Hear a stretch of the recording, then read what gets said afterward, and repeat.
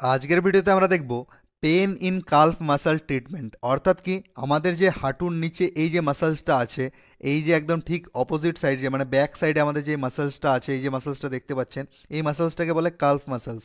এইখানে আপনারা ছবিতে দেখতে পাচ্ছেন এই কাল্ফ মাসলে অনেকেরই কি ক্র্যাম্প আসার ফলে হতে পারে বা বিভিন্ন কারণে, সেই কারণগুলো আমরা পরে দেখব, প্রচুর ব্যথা করে, পেন করে। এই পেনেরই আজকে আমরা ট্রিটমেন্ট দেখব।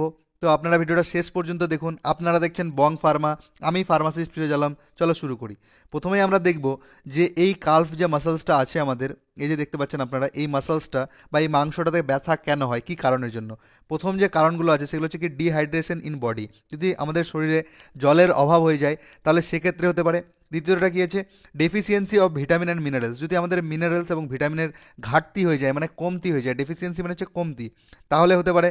মাসলস উইকনেস, এই যে এখানে মাসলসটা আছে আমাদের, সেই মাসলসটা যদি উইকনেস হয়ে যায়, দুর্বল হয়ে যায়, তাহলে সেক্ষেত্রে হতে পারে ব্যথা।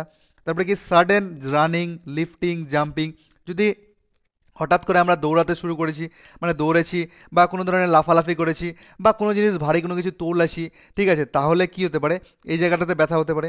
তাছাড়া কি হতে পারে, যে কারণগুলো আছে সেগুলো হচ্ছে কি উইক নার্ভ ইন লেগ। এই যে আমাদের পায়ে নার্ভ সেলগুলো আছে বা নার্ভগুলো আছে, সেগুলো যদি দুর্বল হয়ে যায় তাহলে সেক্ষেত্রে হতে পারে। Deficiency of vitamin B 12, iron, folic acid and calcium. মানে কি ভিটামিন বি 12 যেটা আছে বা আয়রন আছে বা ফলিক অ্যাসিড বা ক্যালসিয়াম, এইগুলোর মধ্যে যদি কোনোটার ঘাটতি হয়ে যায়, ডেফিসিয়েন্সি মানে যদি ঘাটতি মানে কমে যায় নর্মাল লেভেলের তুলনায়, তাহলে সেক্ষেত্রে হতে পারে। যদি কোনো ব্যক্তির থাইরয়েড, ডায়াবেটিস বা হাইপার ইউরেসেমিয়া, মানে কি মানে ব্লাডে ইউরিক অ্যাসিডের পরিমাণ বেড়ে যাওয়াটাকে বলে হাইপার ইউরেসেমিয়া, তো এই ধরনের যদি কোনো ধরনের রোগ থাকে তাহলে সেক্ষেত্রে হতে পারে। তাছাড়াও কি ডিপ পেন থ্রোম্বোসিস, মানে কি যে আমাদের ভেনগুলো আছে সেখানে যদি কোনো রক্ত জমাট বেঁধে যায় সেটাকে বলে ডিপ পেন থ্রোম্বোসিস, সেই জায়গাটার জন্য হয়। আর বাকি ভেরিস্কো ভেন, এই ডিজিজগুলো থাকলেও কি এই যে আমাদের কাল্ফ মাসলসটা, মানে আমরা বললাম যে হাঁটুর নিচে যে মাংসটা আছে সেই মাংসটা থেকে পেন করে। এবার আমরা ডাইরেক্ট দেখব ট্রিটমেন্ট। তো প্রথমতই আমরা দেখব যে পেনের জন্য কি ব্যবহার করা যায় ফর পেন। যেহেতু ব্যথা করছে, তাহলে ব্যথার জন্য আমরা যে মেডিসিনটা ব্যবহার করতে পারি সেটা হচ্ছে কি অ্যাসিক্লোফেনেক 100 mg প্লাস প্যারাসিটামল 325 mg, যে ট্যাবলেটটা পাওয়া যায়, এটার পপুলার ব্র্যান্ড নেম কি জিরোডল পি বা হাইফেনেক পি নামে পাওয়া যায় বা এসিনেক পি। যে কোনো ব্র্যান্ডের আপনার ব্যবহার করতে পারেন, আমি শুধু এগুলো রেফারেন্স পারপাসের জন্য বলি। এটা আমরা কি এসওএস দিতে পারি বা বিডি দিতে পারি। এসওএস মানে হচ্ছে যখন প্রয়োজন তখন, বা বিডি, বিডি মানে হচ্ছে দিনে দুবার, আর পিসি মানে হচ্ছে কি খাওয়ার পরে। এই রকমভাবে দিতে পারি। আর ব্যথার ওষুধ সব থেকে বেশি দিন দেওয়া উচিত না, ম্যাক্সিমাম কি 5 থেকে 7 দিন দেওয়া যায়, ঠিক আছে, এর বেশি দেওয়া যায় না। হ্যাঁ, এবার যদি জায়গাটা ফুলে যায় অথবা যদি জায়গাটা ফুলে গেছে ব্যথার সাথে সাথে, তাহলে কি অ্যাসিক্লোফেনেক প্লাস প্যারাসিটামলের সাথে কি আমরা সেরাসিও পেপটিডেস 15 mg যেটা আছে, এটার পপুলার ব্র্যান্ড নেম কি জিরোডল এসপি নামে জানি বা হাইফেনেক ডি নামে জানি, এই যে ট্যাবলেটটা আমরা দিতে পারি যদি ফুলে যায়, ইফ সোয়েলিং, তাহলে আমরা এই ট্যাবলেটটা সেম খাওয়ার নিয়ম কি এসওএস বা বিডি দিতে পারি, 5 দিনের জন্য দিতে পারি, ঠিক আছে। বিডি মানে হচ্ছে দিনে দুবার, পিসি মানে হচ্ছে খাওয়ার পরে। যদি প্লেন ব্যথা থাকে তাহলে অ্যাসিক্লোফেনেক প্লাস প্যারাসিটামল দেবো। আর যদি ব্যথার সাথে ফুলে থাকে, জায়গাটা ফুলে গেছে মানে ইনফ্লামেশন বা সোয়েলিং হয়ে গেছে, তাহলে কি অ্যাসিক্লোফেনেক প্লাস প্যারাসিটামলের সাথে সেরাসিপেপটিডেসটাও অ্যাড করে দেবো।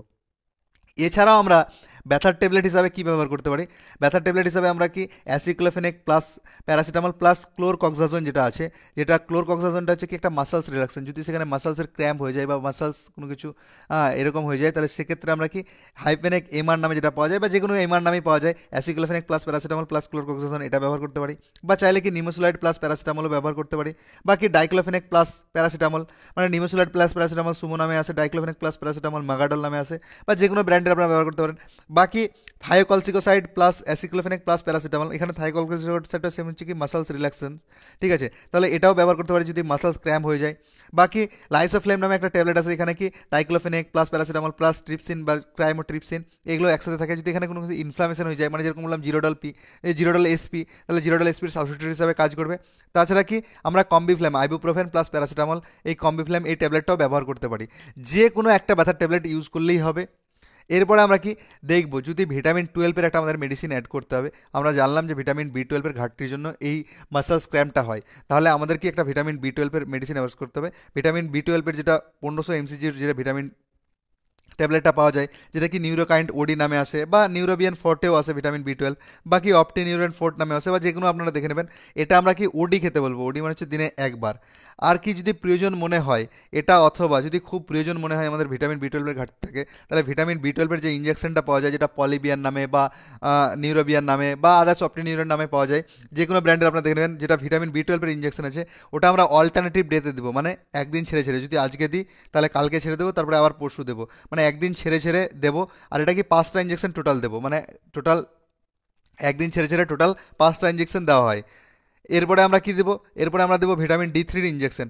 ভিটামিন D3 ইঞ্জেকশন যেটা আমরা 60,000 আইইউ ইন্টারন্যাশনাল ইসে আছে, 6 লাখ, সরি ভুল বললাম, এটা 6 লাখ আইইউতে, মানে 6 লাখ ইন্টারন্যাশনাল ইউনিটে যেটা আছে, যেটা পপুলার ব্র্যান্ড নেম কি আপ্রাইস D3 নামে পাওয়া যায়, বাকি ভিটানোভা D3 নামে পাওয়া যায়, বা এরিকিটল নামে পাওয়া যায়। এই ইঞ্জেকশনগুলো আমাদের কি দিতে হবে, উইকলি একটা, মানে সপ্তাহে একটা করে দিতে হবে, ঠিক আছে। আর এটা কি, এটা বেশিরভাগ সময় কি দেওয়া হয়, দেওয়া হয়, ঠিক আছে। এবং এটা, হ্যাঁ এটা দেওয়া হয়, ঠিক আছে। এটা দেওয়া হয়, মানে হচ্ছে ইন্ট্রামাস্কুলার, এটা আমি লিখিনি, ঠিক আছে। এটা দেওয়া হয়, এবং কি 1 মাসে দেবো আমরা মোট 4টা ইঞ্জেকশন, মানে সপ্তাহে একটা করে, 4 সপ্তাহ 4টা ইঞ্জেকশন দেবো। এরপরে আমাদের নার্ভ পেনের জন্য, যেহেতু নার্ভের আমরা একটা সমস্যা দেখতে পেলাম, তো নার্ভ পেনের জন্য আমাদের দিতে হবে প্রিগাবালিন 75 mg যে ট্যাবলেটটা পাওয়া যায়, সেটা কি, যেটা প্রিগাবাভিট 75 নামে আসে, বা প্রিগাবালিন 75 নামে আসে, বা ম্যাক্সগালিন 75 নামে আসে, বা প্রিগাবা 75 নামে আসে, বাকি লাইরিকা নামে পাওয়া যায়। অথবা কি আমরা এখানে দিতে পারি গাবাপেন্ডিন 100 mg যেটা ট্যাবলেট পাওয়া যায়, যেটা কি গাভালেন্ট 100 নামে যাওয়া যায়, বা গাবাপিন 100 নামে জানি, বাকি পেন্টানার্ভ নামে জানি, বা গাবাটার 100 নামে জানি, বাকি এরিগাবা 100 নামে জানি। যে কোনো দুটোর মধ্যে একটা হয়, প্রিগাবালেন্ট 75 mg দেবো, বা গাবাপেন্টিন 100 mg দেবো। আর দুটোই খাওয়ার নিয়ম হচ্ছে কি ওডি দেবো, ওডি মানে হচ্ছে দিনে একবার, আর এইচএস মানে হচ্ছে কি ঘুমানোর আগে বা রাত্রে খাওয়ার পরে, at a bed time. HS means হচ্ছে কি অ্যাট বেড টাইম। তো আমরা কি এটা এটা কি দেবো কখন, যে রাতে দিনে একবার করে দেবো, আর রাতে খাওয়ার পর দেবো, ঠিক আছে। হয় প্রিগাবালিন দেবো, নাহলে গাবাপেন্টিন দেবো।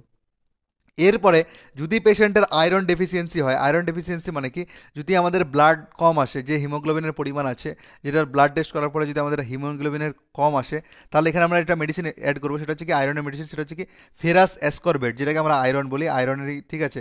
একটা কেমিক্যাল নেম হচ্ছে ফেরাস অ্যাসকরবেট। এবং ফলিক অ্যাসিডের কম্পোজিশনে যে ট্যাবলেটটা আছে, যেটা হেম্পার এক্সটি নামে জানি, বা ওরোফার এক্সটি নামে জানি, বা ফেরিসিপ এক্সটি নামে জানি, এই ট্যাবলেটটা কি আমরা ওডি খেতে বলবো। ওডি মানে হচ্ছে কি দিনে একবার করে খেতে বলবো।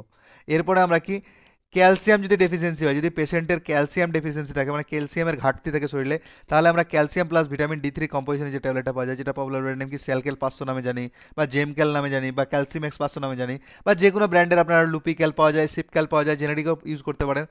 তো এই ট্যাবলেটটা কি দেবো, ওডি। ওডি মানে হচ্ছে দিনে একবার করেই খেতে বলবো, ঠিক আছে।